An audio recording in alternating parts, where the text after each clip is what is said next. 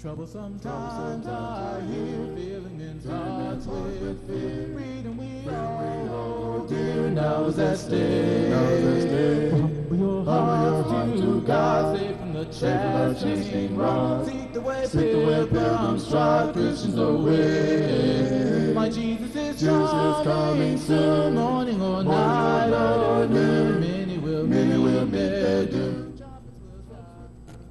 Thanks for spending time with us today. I think you're going to enjoy our guest because it's somebody you know. He's been here before. Matter of fact, he's been here many times. He's an old friend of mine.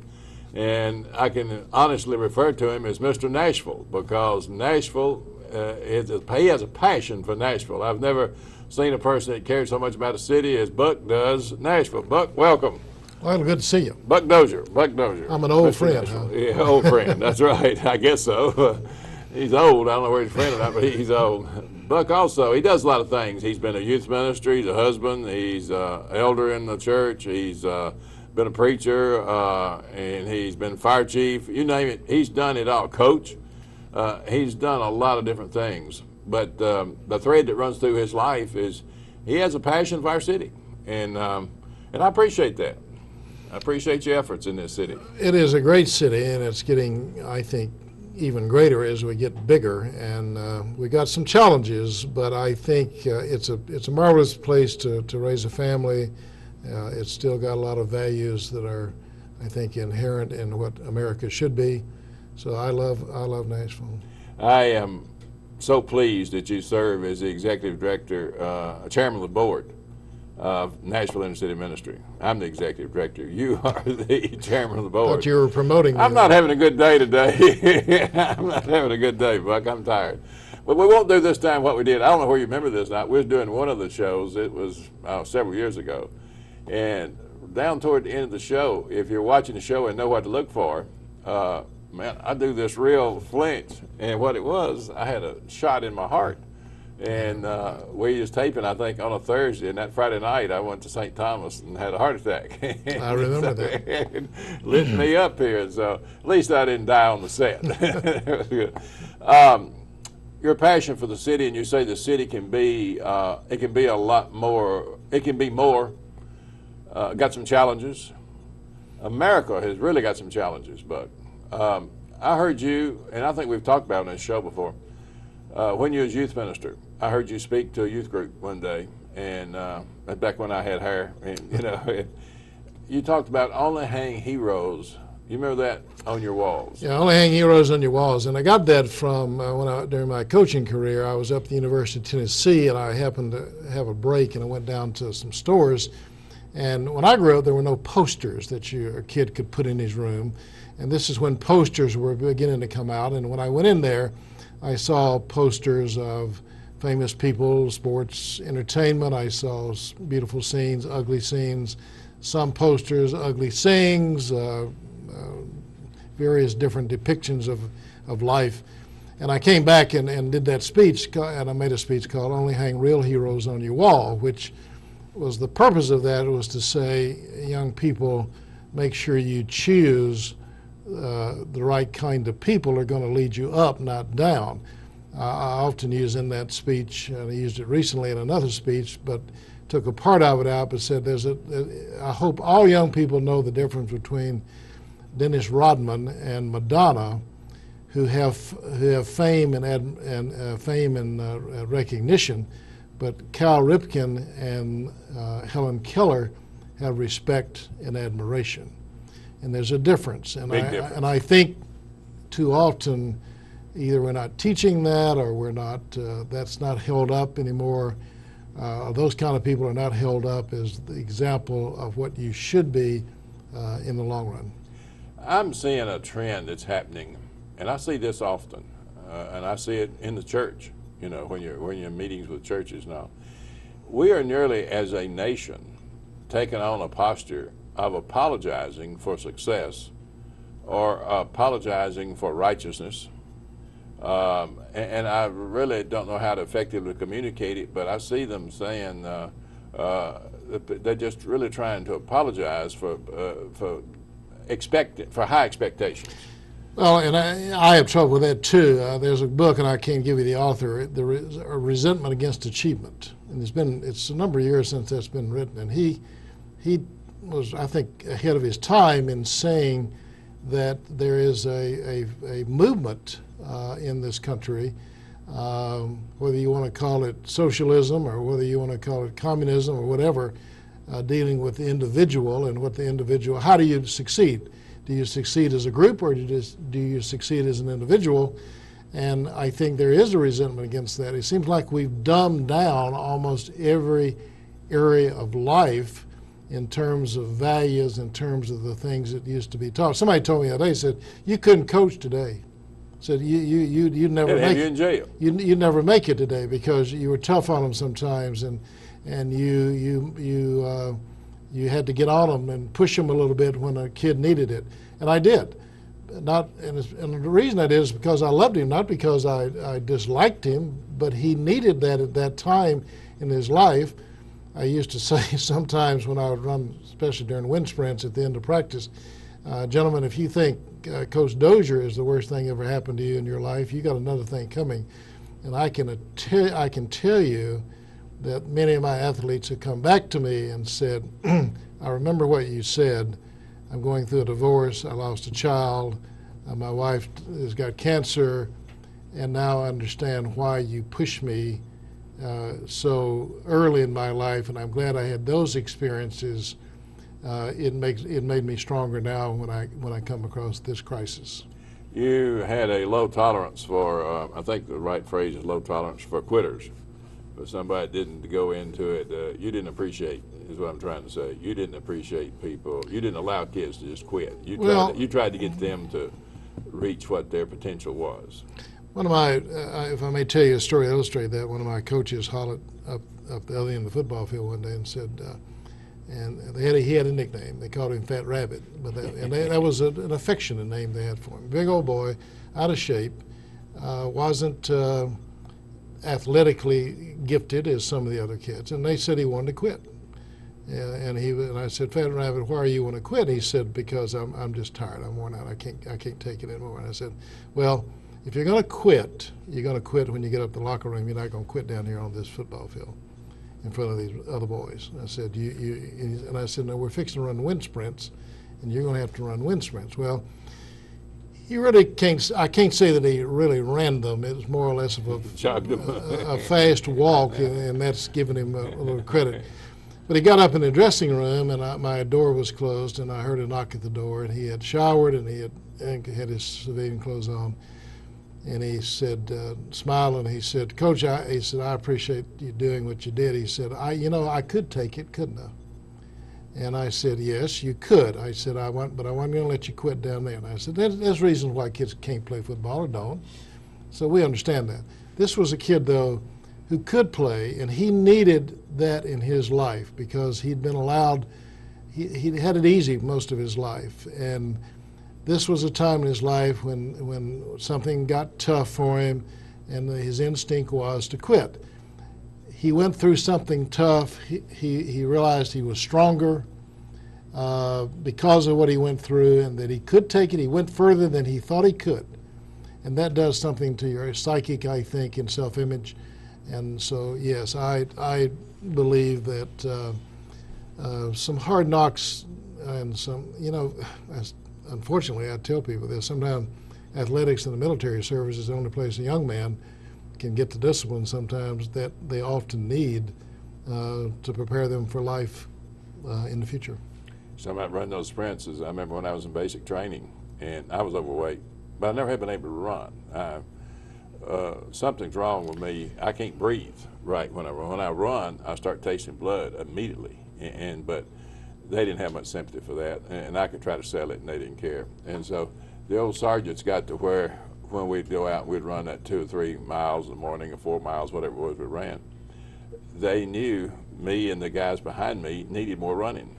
And so I didn't care how good I did running, brother, they targeted me. Anything behind me and behind me kept running. Well, one of my sayings is, and my grandchildren even hear me say, are you hurt or are you hurting? If you're hurt, you lay there and everything possible will be done for you. If you're hurting, then let's get through it and let's get back in the game and let's play. And I think all of us need that. I think the younger we learn it, the better off we're going to be as life gets tougher as we get older. We had to run the parallel ladders, you know, where you go out, and to go into the mess hall and eat, you had to go down the ladder. Well, the day I got there, but I couldn't go but 3 rounds down that ladder. And so you'd have to go back of the line. Well, it means I was the last in the chow line, or in the last group in the chow line. All of us heavy boys was back there, and I didn't have strong arms. And so, but we worked through it. And at the end of basic, I remember when I was taking my final test, and you didn't want to fail because you had to recycle and come back for another series. And I went down the parallel ladder so fast and turned and went back, and there's no corporal standing over there. He was encouraging me. And I went down so fast and turned and started back up the ladder. I felt my boots pull down on my feet because I had made it that, I had developed that much in that short period of time. And what it was, I just been lazy. I hadn't been exercising and pushing myself. And it was, it turned out to be a good experience. And parents, oftentimes I say, they try to protect their children and they fail to prepare their children. That's so true, and I think that probably says what we've been trying to say here as well as anything. In our country, where we're very blessed, there's much to give them, and yet there's a lot that they should earn and not have to, and not be given. It really helps them in the long run because life is tough. Life is going to be tough. There are going to be moments. It's going to get tougher. It gets tougher as you get older, and if you hadn't learned to lose, if you hadn't learned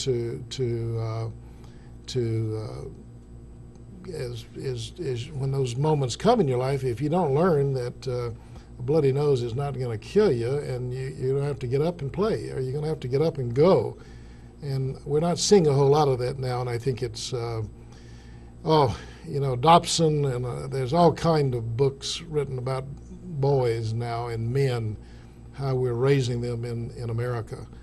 And it's one of my new passions, I guess because of my background. I love children and kids anyway, and teenagers especially, but the way we're raising boys now and the problems that they're having in society is troubling to me. And it's kind of one of my passions in whatever years I've got left to see if I can do a little bit about that. I am finding out in studying our young people here at Inner City and the ones we work with, because the daddy has not been in the home. Some of the children don't know who the father is. They have to deal with all those angry issues. But what I've noticed, Buck, and this is really troubling, is they take on the identity of their mother. They will cook, they will wash, they will fold clothes, they'll take care of the baby, they'll clean house and do a good job of it. But they will not go out and get a job and provide for their family. And that taking on the wrong identity is really, and they're not gay or homosexual. They're not that. They just have taken on what they've seen. And we're not saying that it's wrong to iron or fold clothes. That's not what you're saying. But they didn't learn the other gender roles that were not there. Nobody was there to exemplify those. I have another speech I use all the time, or the term I use in the speech, called Steel and Velvet. That there's Herb Anderlin wrote a book called The Man of Steel and Velvet, and in that book and I can see it as well in my mind, there's a little caricature of a male and a line drawn right in the middle of him, and on one side are steel qualities and other velvet qualities. It was said of Abraham Lincoln one time by Carl Sandburg that he was a man of steel and velvet. And we saw in his political life and in his personal life qualities that we would classify as steel and classify as velvet. And I think what you're saying and what I'm seeing and what's been written about a lot now, too much velvet, not enough steel. That's right. My mother taught me to sew, and she taught me to cook. And she said, you never know. You may go get married.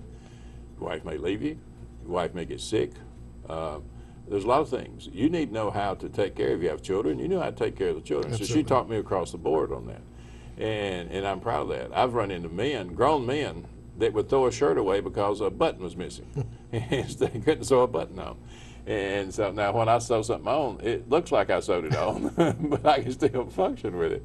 But I appreciate her doing that. But the guys I've talked to now, in the generation that I'm worried about, they feel like that it is the government's responsibility to take care of their children. And what scares me about now, what I'm saying, and this is going to be offensive to some folks, but I'm afraid America is closer to our citizens going back to the plantation and wanting somebody to take care of them than we've ever been since we left the plantation. Well, you and I grew up where you climb the ladder of success as an individual. Now you're being taught that you climb the ladder of success as a group, whatever that group is.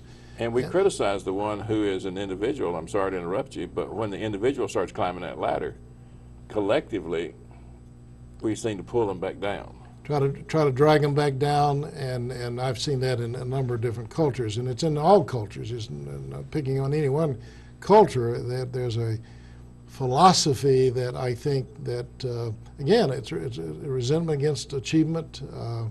You go back to communism, which is, I studied communism in Russia, and there the government did everything, and there was a philosophy that you sought government to take care of you, and yet alcoholism in Russia was rampant.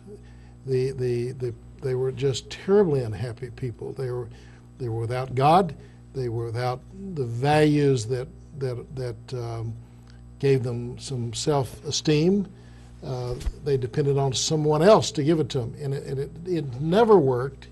It totally defies human nature, and I think when our country has never been perfect, but I think in its original intent, we had some pretty good ideas about how you climb the ladder of success, and as an individual, not as a part of a group. When we as individuals, and this is a challenge that all of us need to look at, when a person starts trying to blame everybody else, from expecting everybody else to make me happy, I'm not responsible for my own self being happy. I want somebody else to make me happy. Boy, that's giving away a whole lot when you do that. You're responsible for your own behavior. You're responsible for your own boundary setting. You're responsible to achieve your own goals. And in that, you're going to find your happiness. Somebody else is not going to make you happy. I agree totally, and again, that's not being taught as widespread as it used to be, and I think we're suffering for it. I think it goes back to hanging the right heroes on the wall. And what I am getting more and more concerned, just this week, I had a parent tell me that a 20-year-old, he's in his 20s, and they want to know, what does he want for something, and he's a father, and he's got a family. And what did he want for his birthday or some big event? What is it you want? And he wanted a Nintendo, and the family said, well, we was thinking about, something to improve the house, a lawnmower or something that would benefit our family. And he just wanted to play games, wanted to sit around and play games. Hear a lot of that. I well remember during my coaching career, Sandra and I, my wife, were asked to keep a house while this couple were in Florida. So they were showing us around the house where everything was, and we went into their son's room, who played ball, and in his room were the people that he most admired. And it was a striking moment in my life because of the speech that I was making about heroes, and I've never forgotten it, because I thought, if this is who he wants to be like, if this is who he really admires and he wants to follow what their lifestyle and so forth, then I'm concerned about him. I can tell you today, he would be in his mid-50s. He is exactly like the people that was on his walls back then. He never overcame that. And and those people drug him down, and he's never been able to drag himself above the value system that those people had. And the parents allowed that. They did not walk him out of that. No, and they allowed him to have that in his room, and they're parents. And that's where the breakdown comes. Yeah, they're the parents. You're not going to be liked by your children from 12 to 19 or 22 maybe. I Get don't real know. smart at 30, don't they? They get much smarter, but I've said this 1,000 times. My father, he had 3 sons and 1 daughter. He never, ever chose to be liked by his 3 sons and daughter. And I can assure you there were moments that he accomplished his purpose. I didn't, and the rest of them, we didn't like him. I can honestly tell you today that we all respected him. And I think that's what he chose, rather, because he knew he was going to say some things, do some things that our age, wisdom, whatever, wouldn't understand. And yet he went ahead and took whatever guff that we gave him back and put us back in our place, hoping someday we would grow up and understand what he was trying to do for us. And I can speak for this child. I understand now he chose to be respected rather than liked. I had a good father. He died when I was 13, but he had this line he would use, do this. Why? Because I told you to. And he was not ashamed of being in charge. No. And that's what I think is one of the characteristics I see in our society today. Nobody wants to be in charge. Right. And oftentimes you see people trying to get in charge and they run their own game. Permissiveness has been a total failure. And it always will be. In schools, in the home, whatever the institution, crime, in the field of crime and justice, permissiveness has been a disaster. I know in the inner city I've seen some families that had a hard time financially. Some of them were single mothers, didn't have a lot of help. But boy, they set the boundary on their children. You will do your homework. Now, not all the children be gifted to do homework and make straight A's, but you are going to do your homework. And those families have raised some beautiful children that are now raising beautiful children because they had boundaries set. And they, you know, we may live the community, some people in the community may do certain things, but we don't do that in our family. And I found that to be a strong statement that parents, and it really helps children. In our family, we don't behave that way. Other families behave that way, and that's their choice. You know, that's okay. We're not judging them. We're not putting them down. We don't do that in our house. And the families have implemented that in training their children. The children get the identity. I'm in a family, and my family does things a special way. And that really makes them, it gives them a lot of confidence and a lot of discipline. Do you know what I think the 2 greatest holidays are in America? What's that? Father's Day and Mother's Day. Ooh, that's good. That's good. I'm not trying to be, I love Christmas and I love all the other things, but I think now Father's Day and Mother's Day and the intent of a country honoring the family and the 2 basic entities is just absolutely critical. We need that. I'm proud you said that, because I talked to so many of the children and they say, I don't know who my father is. And it is, it's a sad thing. Breaks my heart. It absolutely breaks my heart. The older I get, and you know, my time is drawing nigh, and along road's getting short. Road's getting shorter, and I've been totally blessed to be in a lot of things in my life. The Lord's blessed me tremendously in those areas, but as I come toward the end, I think, and look back over things and what I'm seeing, the breakup of the home and the lack of mom and pop, it just breaks my heart. And it's not money. No, it's not. It is a love from a mom and daddy, and it's something about a child sitting on daddy's knee and daddy stopping and giving them time. It's something takes place there that can't be explained, and God set it up that way. And we have to trust God. Yeah, we've talked about it many times. Yeah, yeah. You fix if you want to fix the problem, you fix the family. You fix the problem. Basic institution. Our family is the core of what we do. Hanging heroes on the wall, I want to challenge parents to know who your children are. Get to know your children and know who their heroes are. And don't apologize if your children are wanting to be Christian. If your children are wanting to respect God and they want to go to church, assist them in doing that. Don't apologize because they are trying to be the kind of person God wants to be. I do see a lot of young people standing up making good decisions. Absolutely. They're great kids around. They want to do right. They've got a healthy perspective, and boy, I just encourage those kids every chance I get. They need, and you know, our Conquerors, the inner city teenagers we call the Conquerors. Yeah. Those kids, man, they're making a difference. And they run those buses. They come in there and load up, and there's not a lot of teenagers that can be 15-year-old and get on a bus and load it up with middle schoolers and take it out here to one of these learning centers and be in charge and provide a teaching, healthy, safe environment for those children to ride on. And they go out and invite them to come. My hat's off to those kids. Those kids are making a difference in our city. And if there's any of those kids listening to us, I want to encourage them, don't let the other groups or individuals tear you down or make you think that you're doing something wrong. You hang in there and have the courage to keep on keeping on. The youth group I had years ago back that started inner city ministry, you follow that youth group today, and they did that. They stepped up. They were bold. They were leaders.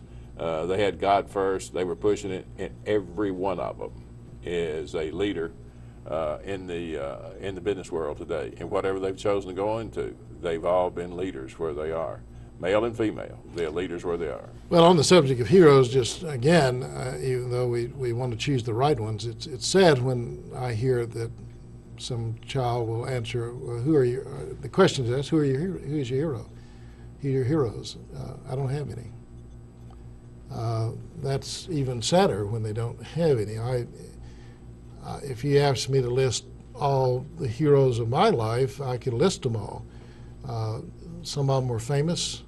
Some of them, my grandmother was one of them. And the only time she ever got her name in the paper was when she died. And yet she had a profound influence. I've had a lot of our good kids at Conquerors. I ask them the question, who's your hero? I've asked that question, and it's grandmother. Yeah. And you're all, well, when you hear that, you know somebody's had some discipline. Well, our time is up, Buck. You was talking about the two special days, and one image popped in my mind. You said Mother's Day and Father's Day, and you know, most people think it's Christmas. You know, when you're getting something, that's that selfishness on. My little granddaughter Shayla, you know what our happiest holiday is? When we go to inner city camp. Really? she likes, is chairman of the board, you didn't know that. She rates going to camp above Christmas. Good for She her. told me that. She was standing on the deck in Panama City Beach, Florida. I mean, the weather was perfect. Everything was great. She was having the time of her life. And I'm standing there and think, boy, we're having a good time. And we're sitting there, I was drinking coffee, I was having breakfast, and we were sitting on the deck. And she said, Daddy, I can't wait to get back and go to camp. And I thought, well, what am I down here for? She can't wait to get to camp. Camp trumped vacation. Good for her. Thanks for tuning in. Buck, thanks for coming. Trouble sometimes I hear, feeling in touch with fear. Freedom we all hold dear, now is at stake.